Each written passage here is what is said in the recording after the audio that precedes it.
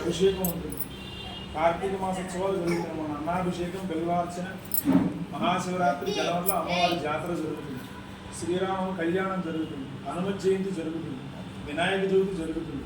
దేవీ శరణవరాత్రులు, శ్రావణ మాసం, ప్రతి పర్వానికి మాసానికి అర్చనాదులు జరుగుతాయి. విశేషం హోమాధికాలు జరుగుతాయి. 100 సంవత్సరాల చరిత్ర అమ్మవారి. ఇది తపోవనం పీఠాధిపతి శ్రీ పంచమి వసంత పంచమిలో వారి చేతులు కరకమలచే ప్రతిష్ఠితమయ్యారు అమ్మవారు. ఆ ఉత్సవమూర్తులు కూడా అంత పుష్కలమైన కళతో ఉంటారు. శ్రీచక్రం ఉంది గర్భాలయంలో. అమ్మవారు వనదుర్గా స్వరూపం, సంచార దేవతని ప్రతీతి, సూర్యుని కోరికలు తీరుస్తుంది తల్లి. మిమ్మల్ని వాళ్ళు ఇక్కడికి తీసుకొచ్చిందంటే మమ్మల్ని ధన్యులు చేసింది. మీ మాటలు ఫోన్లో వింటుంటేనే రక్తం ఉడికిపోతుంది. మరి మాకు ఇంత నుంచి ఏం కాదని ధర్మంలో పుట్టినందుకు. పూర్వం